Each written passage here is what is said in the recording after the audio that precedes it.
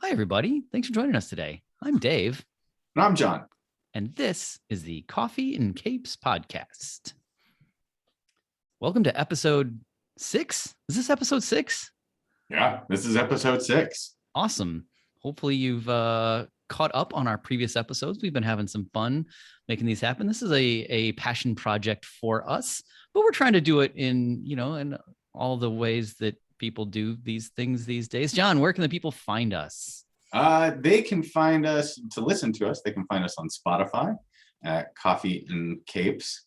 So not the and symbol, but just the letter N. So Spotify podcasts, you can find us on iTunes. You can find us on YouTube.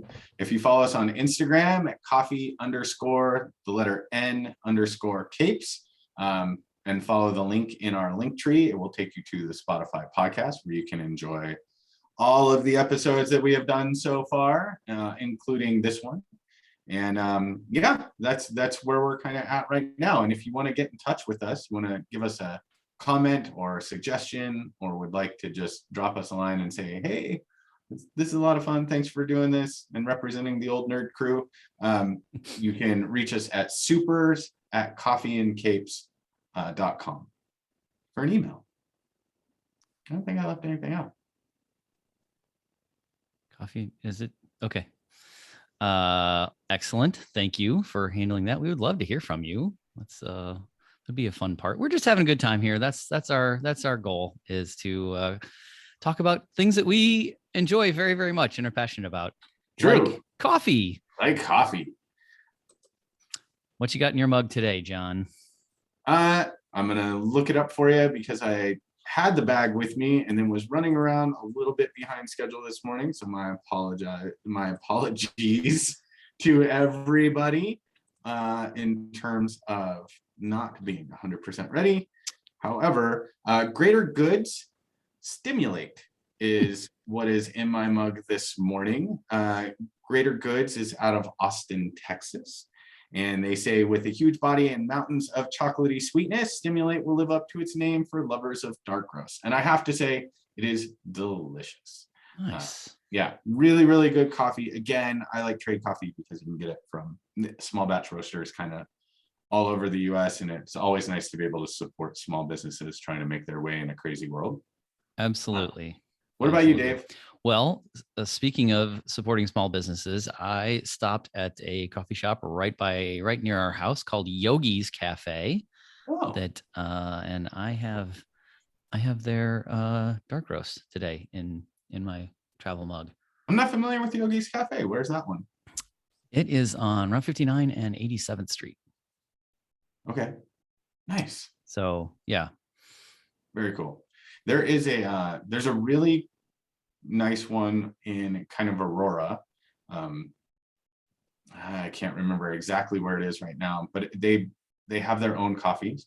They actually hold classes on coffee. Yeah, I'll have to see if I can find it and give everybody the name if they're ever interested and they're in that area. Aurora, Illinois, not Aurora, Colorado. I realize that right. There's multiples. Right. So if you're in Aurora, Colorado, maybe there's something similar out there with you, but probably. I mean, that's a pretty hip happening place, right? Yes, it's not bad. I used to live out that way. The air up there is a little thinner. So, but beautiful area. Absolutely. Yes, absolutely. But yeah, Yogi's is as far as I know, it's just the one location there in South Naperville, and the owner operator is super kind and sweet, and so we like going there whenever we can. Yes, that's awesome. So support small businesses. Yes. Although this podcast primarily supports a very large organization, right? The film industry, the comic book industry, like nerd and geek culture, and I feel like that brings us to our topic today, Dave. What is on the agenda today? Well, if you are watching us on our YouTube channel, which if you're not, why aren't you? Oh, that's right, because we don't really show much other than ourselves talking and some fun backgrounds. But I can't remember. Did we mention the YouTube channel earlier? I don't remember. Okay, I guess I wasn't paying enough attention. Sorry, John. It's all right. It's okay. But anyway, the visual clue you'll see is we're talking about Venom. Yes. Let there be Carnage today. Yeah. So this is like, I feel like this might be our first kind of official movie review of something that, is recent-ish, right? We've done a review of What If, that was an entire series, and we've talked about that. And I feel like we've touched on a couple others, just kind of in passing, like older movies, things like that. So I'm excited to dive into this one. I am too. I just have to say that if you check out our first episode, that is us reacting to the Shang-Chi movie. Oh yeah, good point. See, I fell on my head a lot as a kid, trying to pretend that I was Spider-Man, and I can't climb walls, and I still do that today. You know who can climb walls? Venom. Yeah.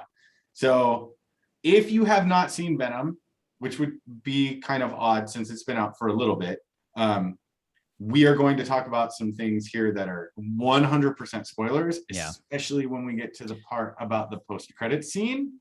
Wait, there was a post-credit scene? You didn't watch the post-credit Why doesn't somebody tell me these things? Oh, Dave. No, I'm kidding. Of course I saw the post-credit scene. I was like really shocked for a second because this is not like you. I was like, zombies have face Dave. Everybody check for scrolls. I'm a scroll, maybe. Yeah, scrolls. Ooh, yeah, that's coming. So yeah, spoiler alert's coming. So yeah, go watch the movie and then come back and listen to this. Yeah, as always, watch the movie, come back and listen. We'll wait. So interestingly enough, right? As you know, my lovely wife Rachel, not a giant fan of going to these kinds of movies. She does it a little begrudgingly. This, however, happens to be her favorite superhero movie character. She loved the first one. I loved the first one as well. I thought it was hilarious. So she was very excited to go to this one. It was wonderful. Can we explore that a little bit? Because, maybe not everybody who might find this someday is a huge comic book fan. Like what is it you think about Venom that breaks through that barrier for Rachel? At the risk of, as the best you can speak for her. Sure, as the best I can speak for her, she thinks he's hilarious.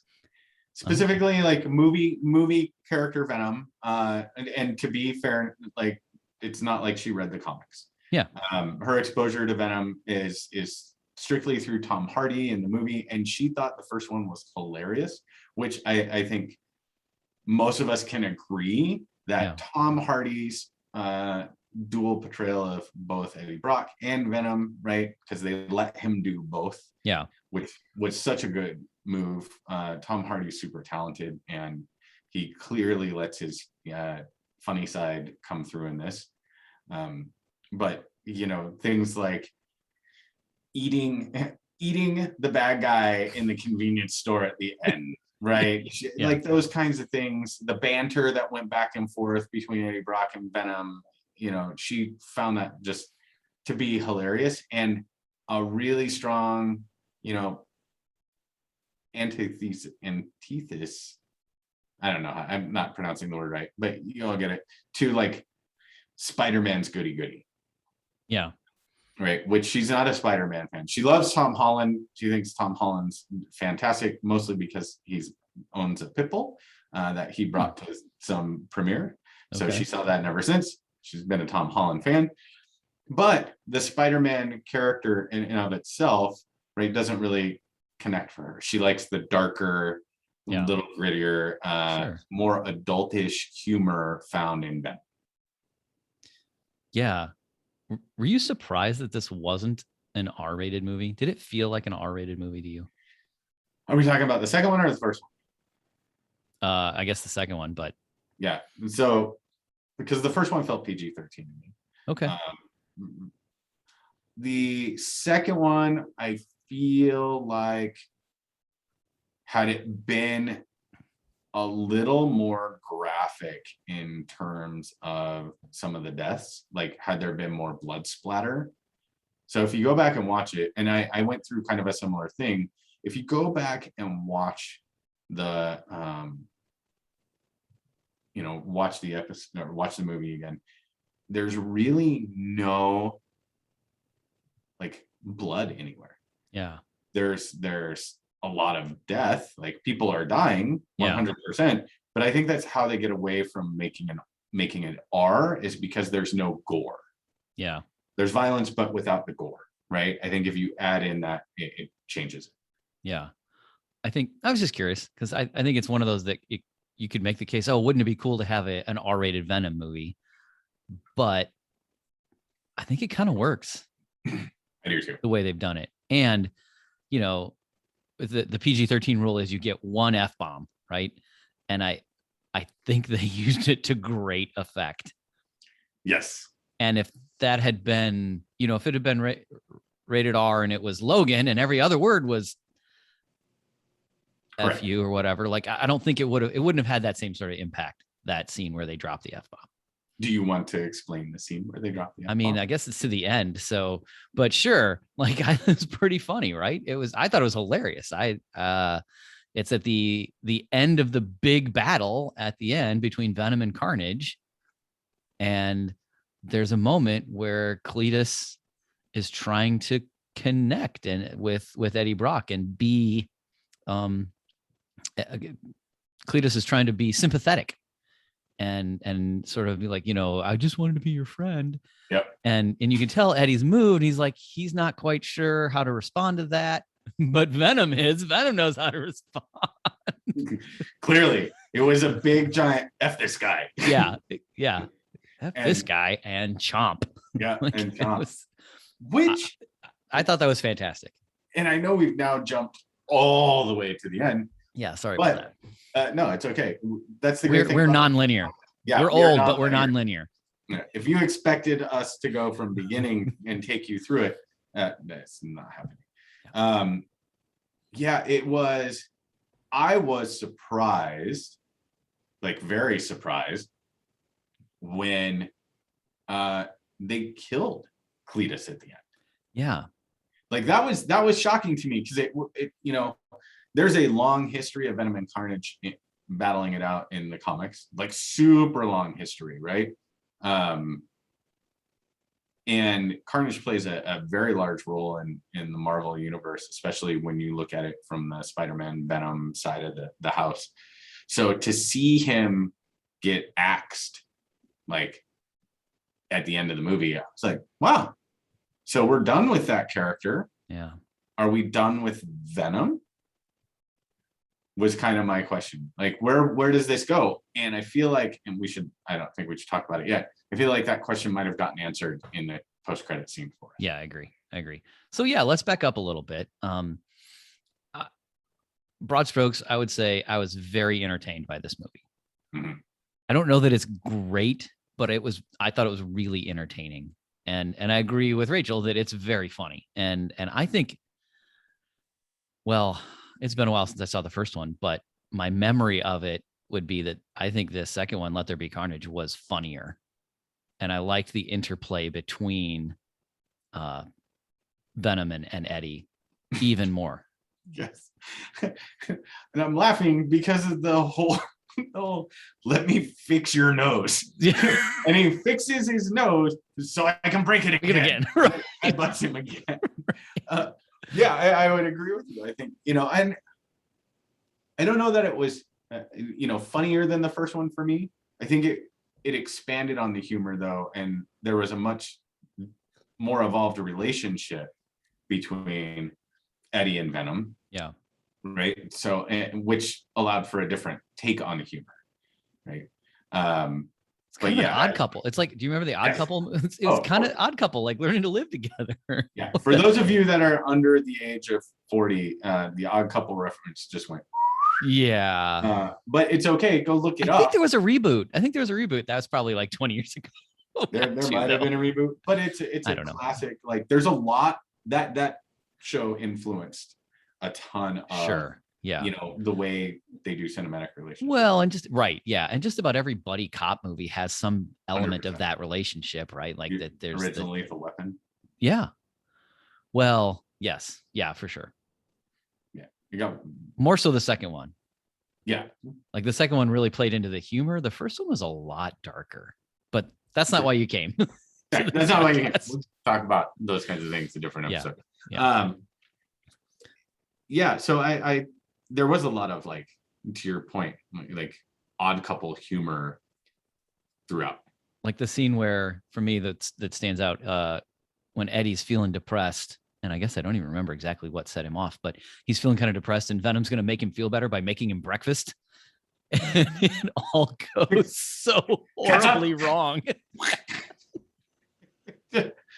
Yes, very much so. No, it was after he had gone to meet his ex for dinner, and she informed him that she was engaged, that they were going to get married.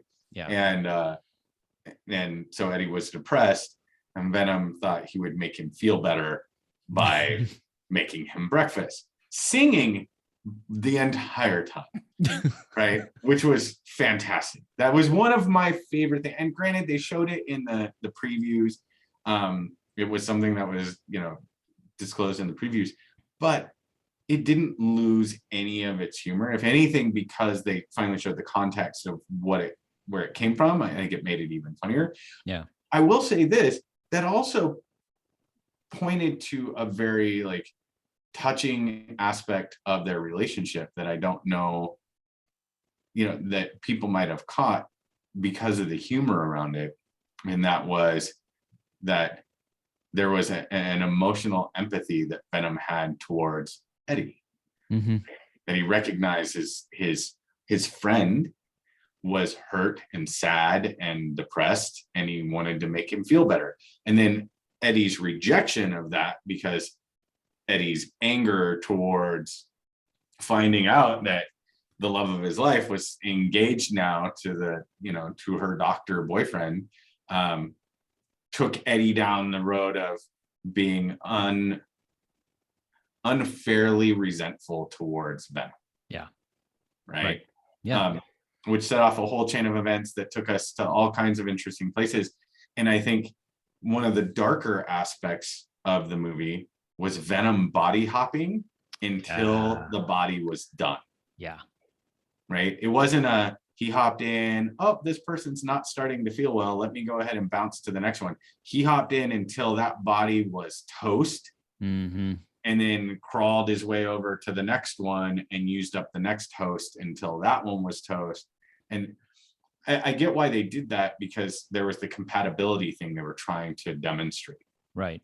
Yeah. But the movie's a little flippant with that part. Like, these people are just batteries that get used up. Yeah. But I mean, but it fits. I mean, it fits the story. Right. And it fits the character. Granted, we got a very funny Venom, right? If you go back and flip through the comic books, it's not a funny, like, right. Yeah. Not a funny character. Yeah.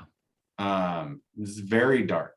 And I think that had to something you brought up earlier, I think had they gone with an R rating to it, we would have gotten, I think, more of what possibly people were expecting originally, which was more of a horror style movie, right? Yeah. Where Venom was much more violent with things, was very gory, very, very dark. They could have done it that way. It still would have been something I would have gone to see. I don't know that it would have had the wide audience appeal that this does. Right. Yeah, for sure. Man, you know what, you say that, you know what that makes me think of is the Carnage getting loose in the prison scene. Mm-hmm. And how he just destroys everybody. And you know what I just thought of? This is a weird connection, but I just thought of the Joker speech in Dark Knight in the hospital. The thing where he says about people are okay with, essentially, like, people are okay with death as long as it goes according to the plan, even if the plan is horrifying. Mm-hmm. Like, I just thought of this. Like, was I kind of like nonchalant about all the, pardon the pun, carnage that happens in the prison because it's people who are in prison? Right. Like, do we just like, oh yeah, well, but if you really go back and look at that that scene and you pay attention to who Carnage takes out, he's not mostly going the after guards. prisoners. Yeah, he's not really going after prisoners. I thought he did get a few though. He might have gotten a few, but I think if we go back and we really take a look at it, and it's worth reviewing, you know, when it comes out again. I think the few that he took out were on accident. Like he was throwing a cell door and it happened to like, which makes sense, right? He's not intentionally going after them, but at the same time, if they're in the way of what he's trying to do, he's not going to care two ways about them. Right. Yeah. He's not worried about collateral damage. No, he's not worried about collateral damage. And he's worried about getting out and, you know, going after the people that hurt him, that were imprisoning him, were making him, you know, feel bad. With that, I think it's bears talking about. What are your thoughts on Woody Harrelson's portrayal of Cletus and Carnage? I would say I have not always been the biggest Woody Harrelson fan over the years. There's some things that I think we'll see him in and like, and things I'm like, meh. I thought he was pretty terrific. Like, I thought he just bought in and he was like, I don't give a bleep. I'm just going to have some fun with this character and go to the extremes. And it works for that character. I think it works. Yeah. You know, first of all, I want to give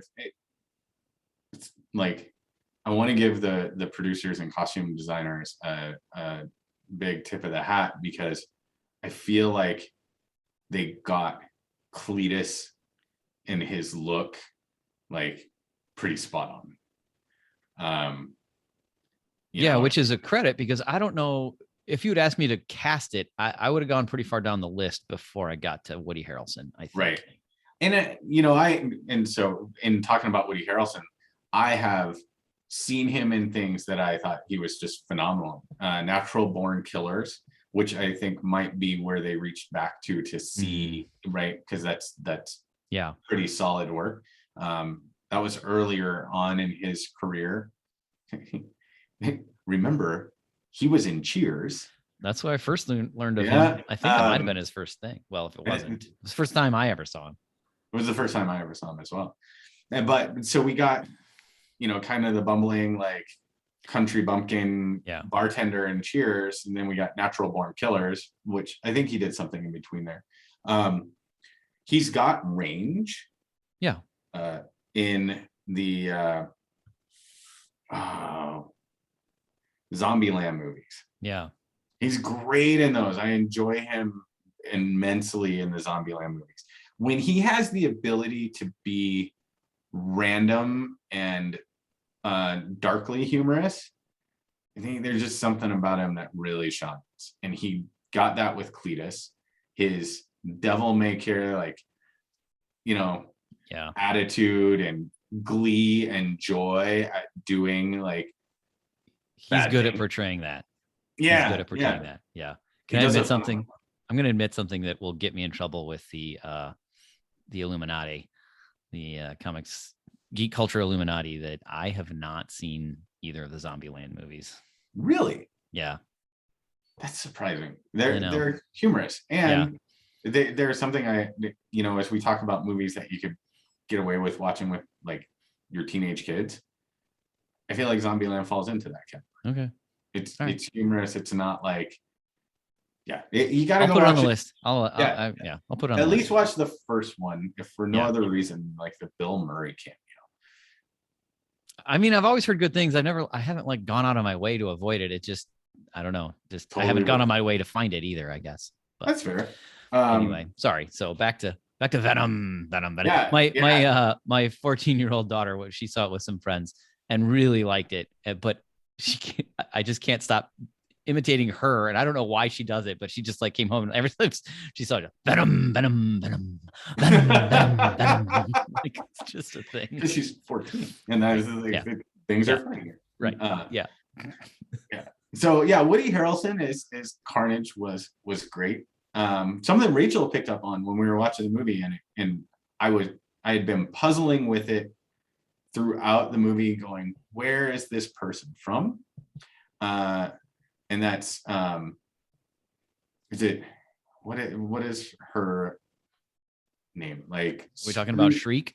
Shriek. Thank you. Yeah, Uh, Screech wasn't right. That's Saved by the Bell. Shriek. That's a whole different movie. A whole different Although ballgame. let's let Venom loose on the Saved by the Bell Bell. community, and that could be a really interesting movie. That would be fun. No, sorry. But so Shriek, the actress that played Shriek, was Yes. Calypso in the Pirates of the Caribbean. Oh, and Naomi Harris. She is, I'm pretty sure, I'm looking right now. I'm pretty sure she is Moneypenny in the Bond movies. Yeah, she's Moneypenny in the Bond movies. The Daniel Craig Bond movies. There you go. So she has a really nice attachment to kind of, geek culture and some of her roles. That Shriek character, and was that a creation for the movie? Is that a character we've come across somewhere else? Oh, I think John and I have had our first problems, of connection. And apparently it's on my end. I just got your internet connection is unstable message. Sorry, folks. Can you hear me now?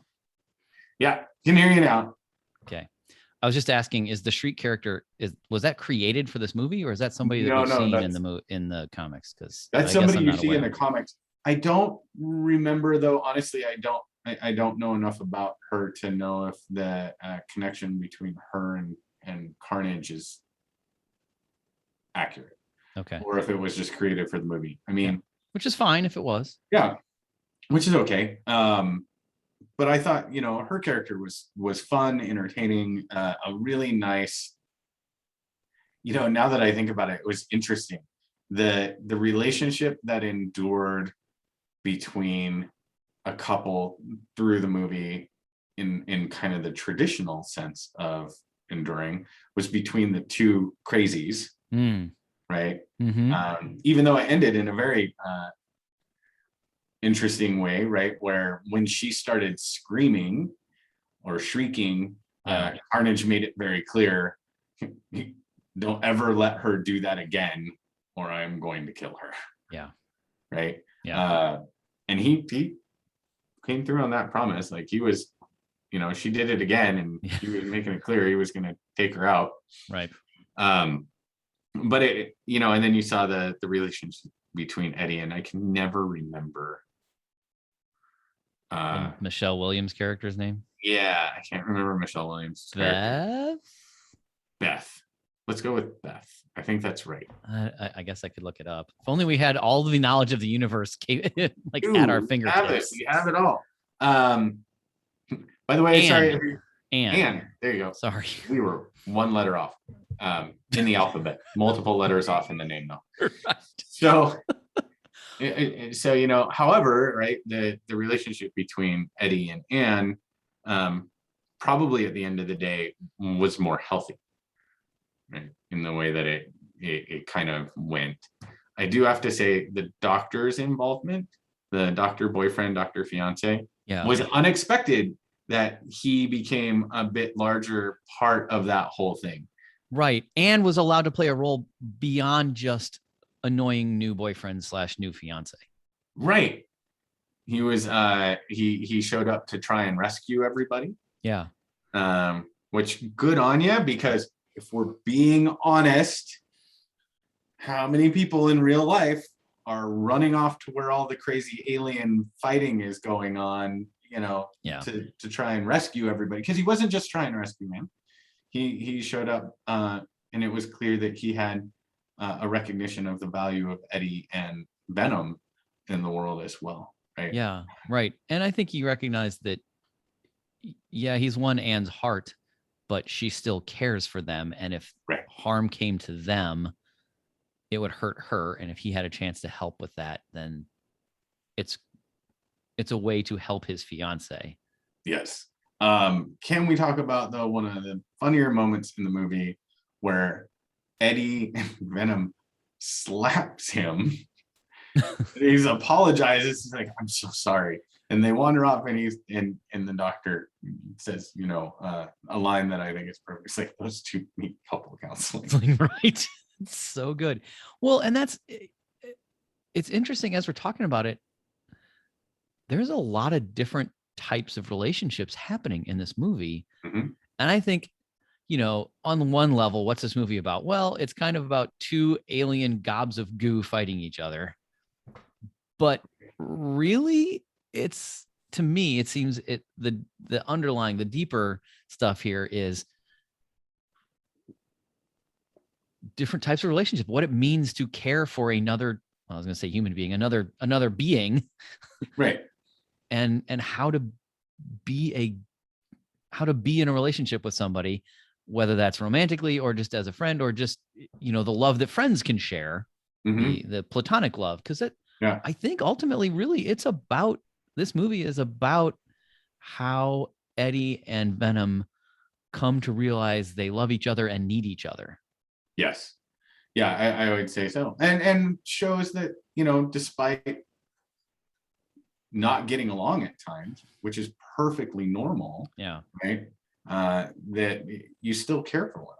Like, it's Right. okay to not, if you're in a relationship with somebody, it's okay to disagree. It's okay to not get along. It's okay to do those things. It's part of life. Like, you're not always going to agree 100% with somebody, but if you pause and take the time to respect one another and look at things from each other's, perspective, hopefully, like, you can find some middle ground to always work from. Yeah. And I would say, in a real life perspective, one would hope that it wouldn't require, draining 3 or 4 people's entire life energy enough to kill them in order to figure that out. But, in all fairness, he was just trying to get to the rave. Yeah. Like you do.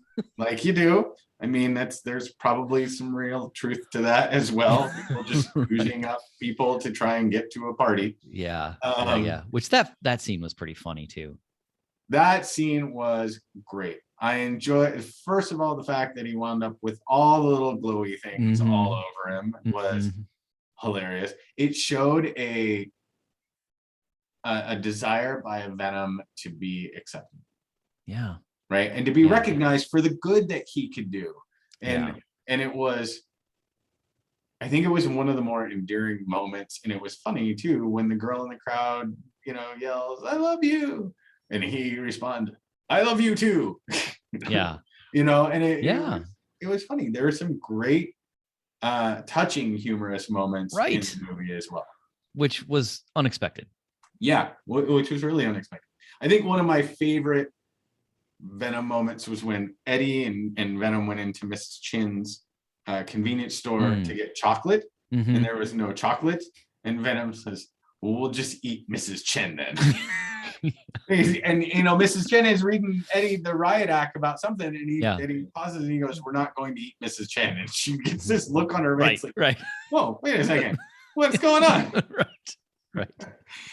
Like, hold on a second. And so I thought, those little, like, there was a lot of humor in the movie. There was a lot of good action in the movie as well. It wasn't just, all humor. There was some great action. I thought, the effects were good. Not to just prop it up as an amazing movie. Like we talked about it was funny. It was humorous. I like Tom Hardy's portrayal of Eddie Brock and Venom. Yeah. I liked Woody Harrelson's portrayal of Cletus and Carnage. Again, like I said, I was really surprised they offed Cletus at the end. Feels like they're underutilizing him a little bit in that way. Yeah, underutilizing. This is also one of those situations where I understood why they had Shriek in there, right? To kind of develop Eddie maybe a little bit more and to give him some motivation. Cletus. Yeah, sorry, Cletus. But at the same time, I think you could have done it without. Yeah. Right. And at times it struck me as, which happens with comic book movies sometimes, and we've talked about this, trying to put too much into a movie, right? Yeah. Is it the right balance? I mean, we can look at there's a classic example of this. The first time we saw Venom on screen in Spider-Man 3 with Tobey Maguire, and that was one of those. La la la la Yeah. la la. That movie doesn't exist. La la la Right, la la. yeah. But it was, that was one of those where it was a great example of trying to do too much and not having the ability to develop your main foil or your main foe to the character enough, and it overcomplicated things. Like, I think that movie would have been just fine with just symbiote Spider-Man transitioning into Venom and exposing that without having Harry Osborn and without having, Sandman in it. And this with Shriek, I think we could have had a totally acceptable movie without that character. I'm not saying that it was done poorly by any means, but at times it felt like they were trying to do too much in a short amount of time. Yeah, and it feels like one of those just nods to plot and it just so happens that this long lost lover of Cletus's has the one ability that's the weakness of the symbiote. Right. Like it wasn't necessary to further the plot. Yeah. Although I'd be interested in a Shriek story. Mm-hmm. Like that setup they had to keep her power in check at the whatever hospital was pretty elaborate. Yes. Like that's pretty interesting that she clearly had some ability. You put her and Banshee and Black Canary in a room and let's see what happens. That would be good. That would be good. The symbiotes would never stand a chance. So with this, and before we kind of run out of time in the episode, I think we should talk about the most amazing, spectacular. See what I'm doing here? Amazing, spectacular. Post-credit scene in the history, maybe, of post-credit scenes. That's saying something. But I'm not here to disagree with you on that one. Yeah. Dave, would you like to reveal this to everybody? So it was a really good setup because I thought the ending of the movie before that was really good with Eddie and Venom going to a happy place and figuring things out and being okay with each other. Yeah. They're sitting in a hotel room. The world shakes for a moment and suddenly things are a different color and bedspreads are different. There's a pillow or no, it was it was what's gross that? Hotel room. It was like a gross, like not a gross, but like kind of rundown hotel room. Yeah. And then all of a sudden, you're right. The world it's nice. It's like a resort. Right. Yeah. With towels, shaped like folded to shape like animals or something. And yeah. And the TV comes on, and Eddie and Venom are confused of what's going on. And what's on the TV, John? Yeah. Jonah Jameson, right? Talking about Peter Parker is Spider-Man. Holy geez. Yeah. Like mind blown. Well, and even worlds collide. Yeah, worlds literally collide. Yes. Multiverses collide. Multiverses collide. And then Venom goes up to the screen and licks it and says, "This guy." Yeah. Right. So like our description there doesn't do justice to how fabulous this scene was and just how you're like, whoa. Yeah. I mean, Venom's now in the MCU. Yes. Venom's now in the MCU. And that was the thing, right? Yeah. We now get Venom in the MCU. And I'm gonna say something that may like shock people, but it's out there and you can find it. If you go to IMDb for Spider-Man No Way Home, Tom Hardy is listed in the cast of actors. I did not know that. Yeah, I looked it up because I was just looking at IMDb. I was curious about who all was in the movie, like who was our Sinister Six going to be. Yeah. And Tom Hardy is listed in there. It lists him as Eddie Brock. It doesn't list him as Venom. Okay. So who knows how that's gonna end up working out. Yeah. But it first of all, like, I had a total like happy nerd moment. Yes. And it was just, and in all fairness, I believe my wife commented that now the new Spider-Man movie was worth seeing. Hey, So whatever it takes. good job, Sony and Marvel. You've Right. now gotten one other movie ticket sale out of this from someone who may not have joined me originally on this and watching that movie. But man, it raises so many questions. Right. Yes. Like, for instance, is Venom's reaction to Spider-Man because in symbiote history somewhere, like they're, are they sort of retconning in the original Spider-Man Venom symbiote interaction?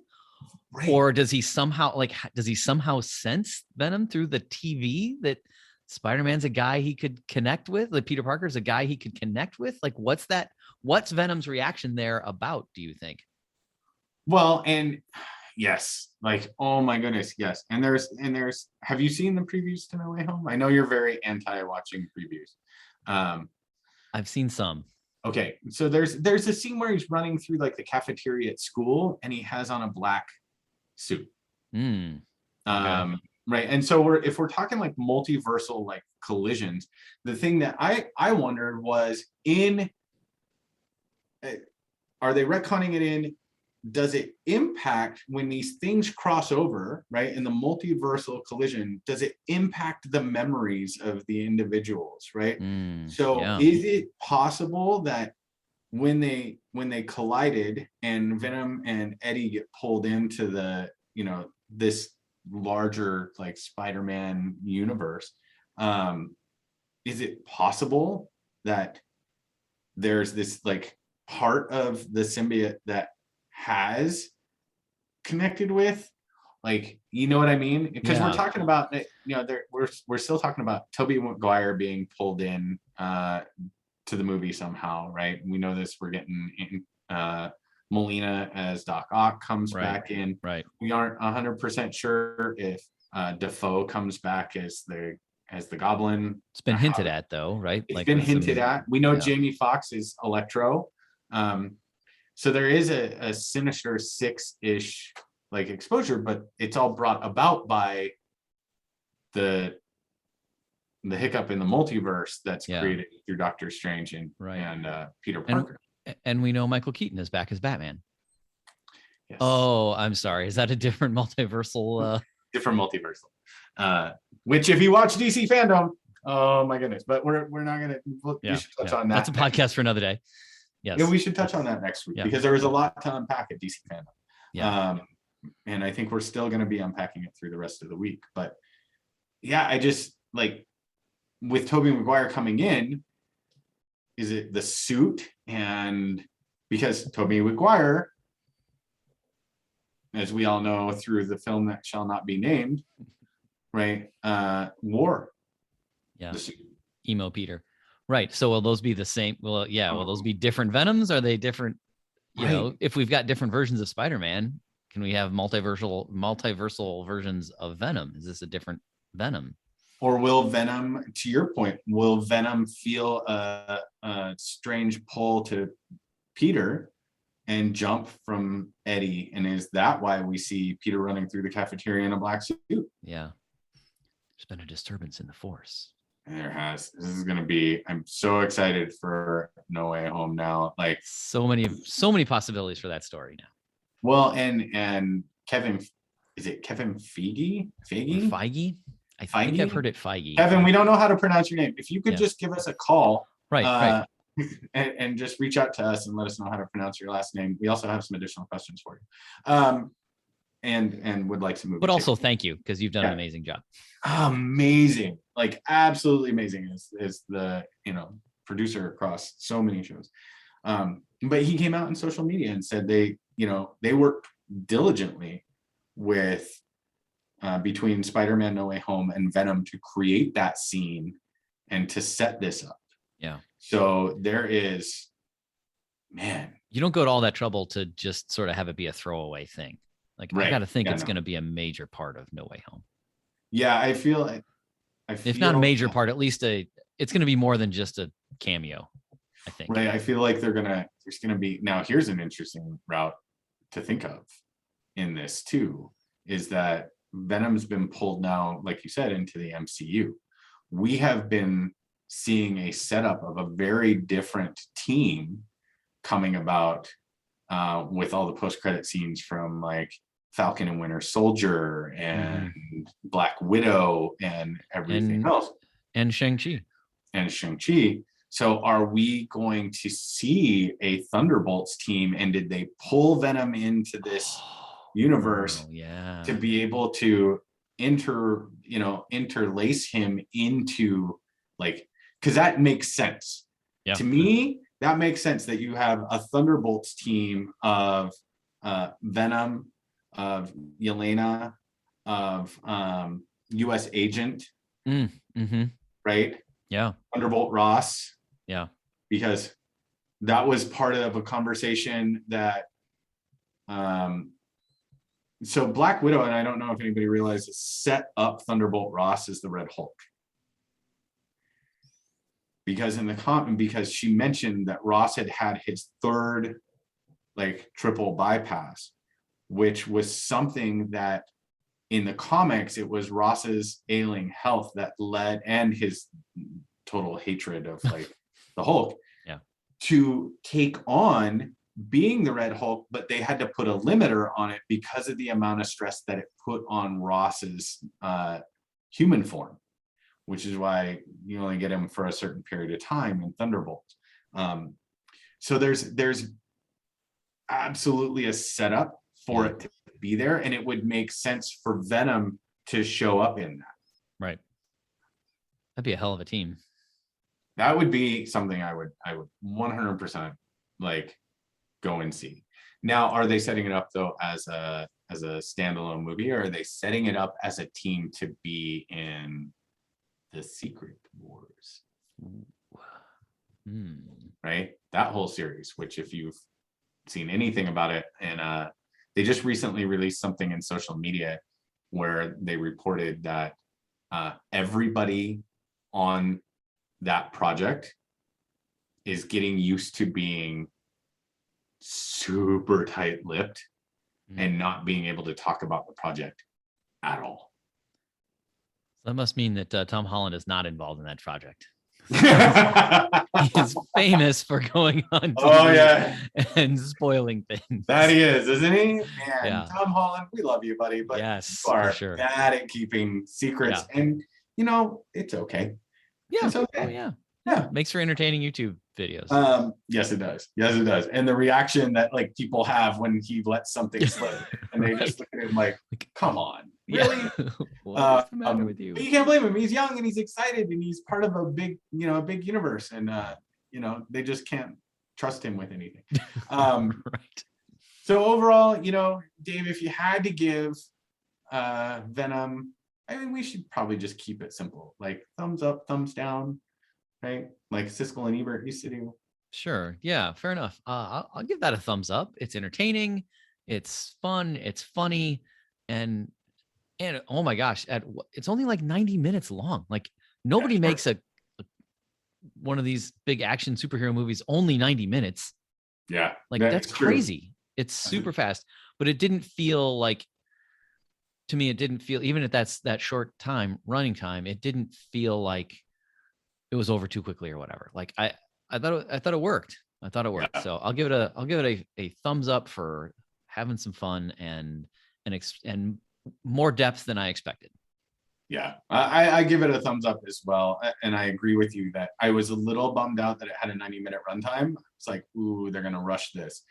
And there were a couple of spots where you thought, me, but at the same time, there was no point at the end that I thought it wasn't enough. Yeah. Like it felt like a good, complete story to me. Would I have liked to have seen another, 15 to 20 minutes of this? Sure. Who wouldn't? Yeah, right? It's fun. Yeah. It was entertaining, but I think they hit all the marks and they did a good job. And I'm excited to see where the character goes next, especially with the inclusion into this. And, you know, there's other things I don't think you could do in 90 minutes. And recently we talked about something that DC is trying to do in 79. Well, we'll have to watch it and then determine. But if you're and just to give it a little context, Injustice was made into an animated movie by DC, which I don't know about you, Dave. I really love DC animated movies. I think they're so good. They do such a good job. But Injustice is a powerful storyline and has so much going on in it. And they did it in 79 minutes. And I am nervous. Skeptical. Yeah, I'm a little nervous. But you brought up a good point. What if they were doing a whole series of these and it's a bunch of different ones and they're all 79 minutes? Maybe that'll be okay.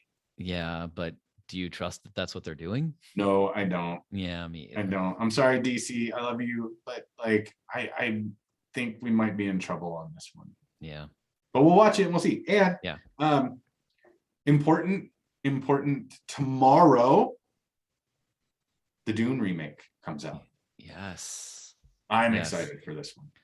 Yeah, I am too. And I've seen the the previews for that a couple of times. Certainly when I saw Venom, there was a Dune preview and it looks tremendous. It does. And did you ever see the original? I did. Yeah. And I read it. I read the book, at least the first one, maybe more. I don't really remember. I know I read the first one, 30 years ago or something, but yeah, I liked the first one. I mean, I was a kid when I saw it, right? And so it was a spectacle when you saw it, and it was weird. It's the one with Sting. We're talking about the one with Sting. Yeah, we're talking about the one with Sting, and it had very weird, odd moments to me. But it was made by David Lynch. If you know anything about David Lynch's movie making history, he does a really good job with that. But it was still like, I was a kid. I thought this is cool. Yeah, like it had some necessary things. But I don't think I'd read the book as a kid when I saw that movie. No, that movie came out in like the mid 80s or something, or early 80s maybe. The book was enormous. Is enormous. Yes. Like it's huge. But I am excited for the remake. It looks beautiful. Yes. It looks like a sweeping epic. Apparently it's 2 movies. So that's great. I'm glad to hear that they didn't try and cram all of that story into one movie like they did with the original. But I am excited to see this. I told Rachel she has to come with me for this one. So I'm not sitting in the theater alone, though I have no problem sitting in the theater alone. I don't know if I'll get away with that one with Joanne. I don't think she's gonna. We'll see. I can probably talk Josh into going with me. It'll be good. Yeah. So lots of stuff though coming up in the next few months, including Spider-Man: No Way Home and Eternals. We got Eternals in like 3 weeks or something. Yeah. 2 weeks, maybe 2.5 weeks, something like that. Lots going on. Lots going on. But I think for now. Yeah, this is Coffee and Capes. Don't forget to, here's the stereotypical, like, we would be happy to have you give us a review or give us some, give us the whatever star everybody says, give us the 5-star review. Well, maybe you don't think we're worth it. We think we'd love it if you thought that, but we're happy with like 3.5. Yeah. I mean, a 4-star is even good. Sure. Give us do all the things on all the podcast places. Find us on Instagram. Send us an email if you'd like to comment in that old-fashioned way, because we're old guys. We do email. Tell your friends. Tell your friends. Like the more listeners we have, like the cooler stuff that we'll be able to do down the road. Dave and I both like the idea of giving back. We have some ideas that when we get to a point with our listeners, we have some giveaway things that we might. Be interested in doing. But tell your friends, have your friends write us what they would like to hear about. Yeah. And, as always, story idea. We'd love to have some episode ideas. Yeah. What do you want to hear us talk about? Yeah. I think next week's going to be DC fandom. Sounds like awesome. Well, until then, everybody, have a great week. And this has been Coffee and Capes. Bye, guys.